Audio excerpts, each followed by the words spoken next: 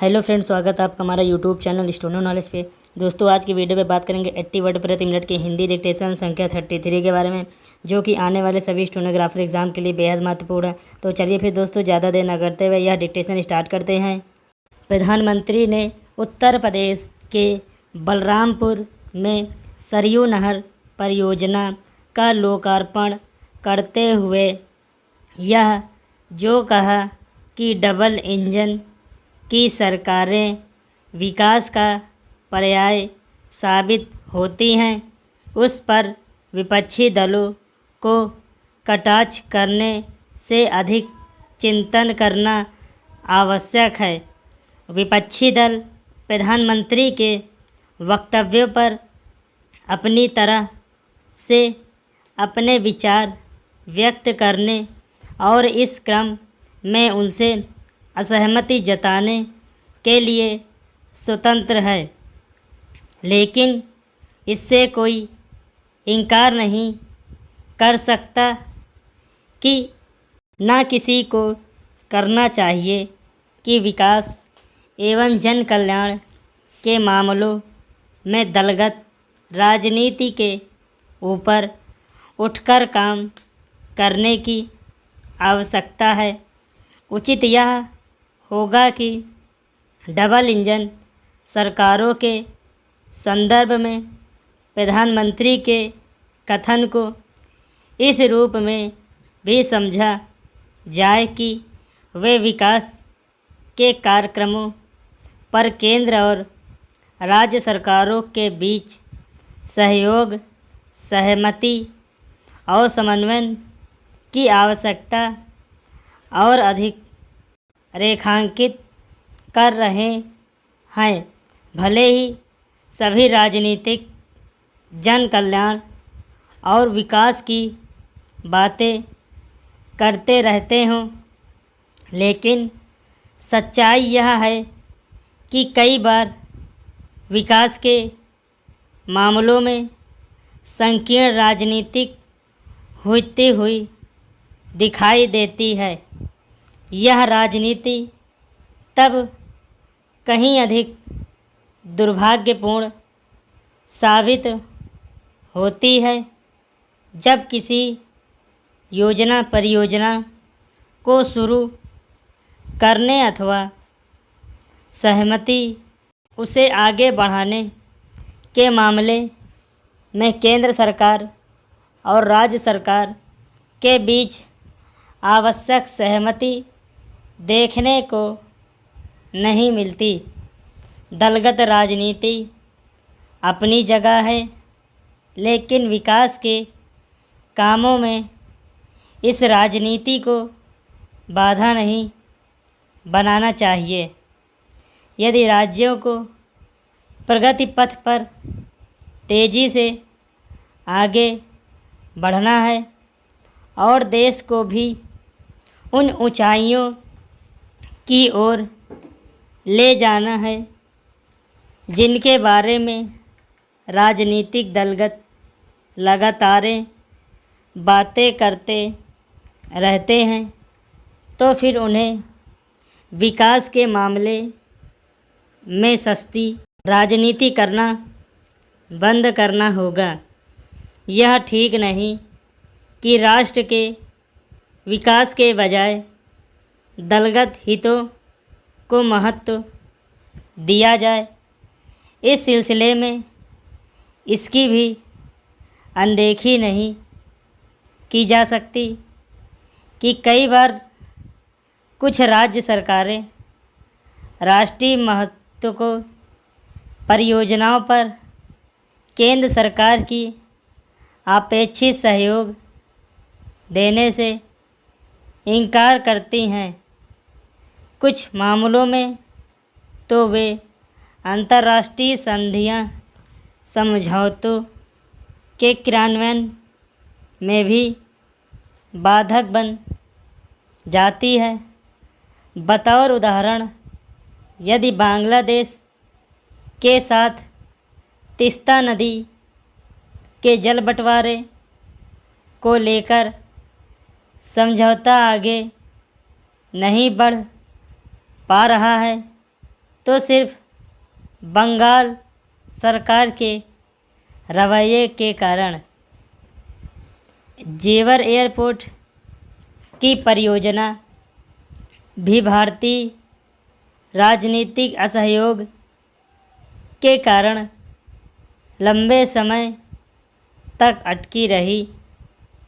यहाँ तक कि कोरोना महामारी से बचाव के लिए टीकाकरण जैसा महत्वपूर्ण अभियान भी राजनीतिक हितों की चिंता से बच नहीं सका। जब भी इस तरह की राजनीतिक असहयोग प्रदर्शित किया जाता है तो इसकी कीमत और देश समाज को भी चुकानी पड़ती है। न केवल परियोजनाओं के अमल में देरी होती है बल्कि उनकी लागत भी कहीं अधिक बढ़ जाती है। सरयू नहर परियोजना को लागत सिर्फ इसलिए 100 गुना बढ़ गई है क्योंकि इसे पूरा करने में 10 को लग गए। पैराग्राफ। फर्राटा भर्ती स्कूल बस का दरवाज़ा अचानक खुल जाता है। कक्षा 4 का छात्र गिरता है और पहिए के नीचे आकर दम तोड़ देता है। बस चला रहा विद्यालय के प्रबंधक का बेटा जो पढ़ाता भी है। दुर्घटना संत कबीर नगर ज़िले की है। छात्र की मौत के बाद प्रशासन की नींद टूटती है और ज़िले भर के विद्यालयों के वाहनों की फिटनेस जांच के आदेश दिए जाते हैं। इस प्रकार की दुर्घटनाएं कहीं भी और कभी भी हो सकती है क्योंकि बिना किसी दुर्घटना के विद्यालयों के वाहनों की जांच कराने की याद किसी को आती नहीं।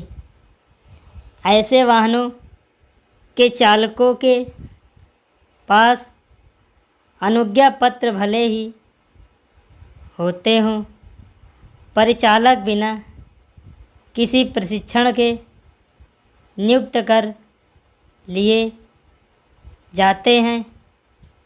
परिणामस्वरूप बच्चों को रास्ते में कई तरह की प्रताड़ना भी झेलनी पड़ती है।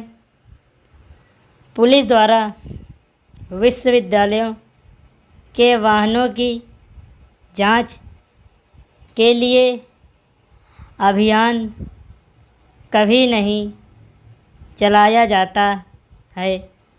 संत कबीर नगर की दुर्घटना के लिए किसे जिम्मेदार माना जाए?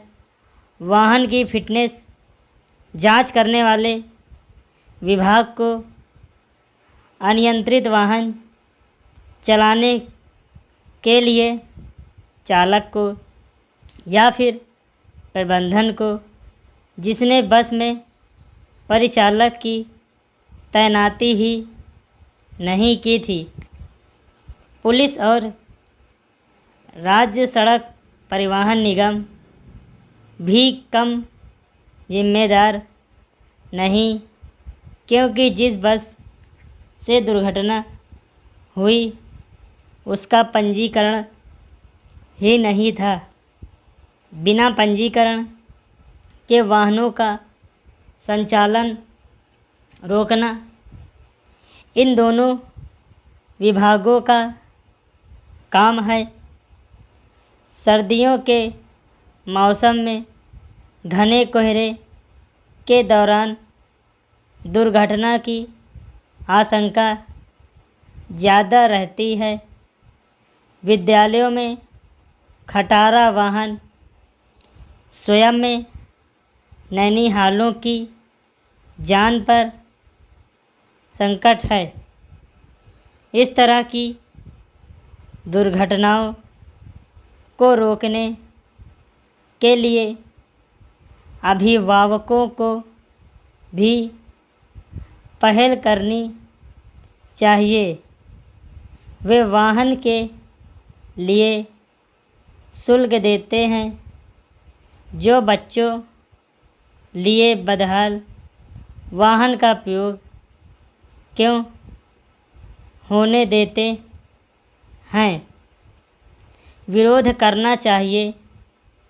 शासन स्तर पर भी यह सुनिश्चित करना चाहिए कि समय समय पर विद्यालयों के वाहनों की जांच हो। मानक के अनुरूप न पाए जाने पर जिम्मेदारी और कार्रवाई तय की जाए। किसी दुर्घटना के बाद जांच के आदेश देने की नौबत आए, उससे अच्छा है कि दुर्घटना पर अंकुश लगाने के उपाय किए जाएं। दोस्तों, अगर आपको हमारी वीडियो अच्छी लगी हो तो वीडियो को लाइक करिए और वीडियो को शेयर करिए ताकि लोग ज़्यादा से ज़्यादा हमारी ये वीडियो देख सकें, और चैनल को सब्सक्राइब करना बिल्कुल भी मत भूलिएगा। So thank you very much दोस्तों।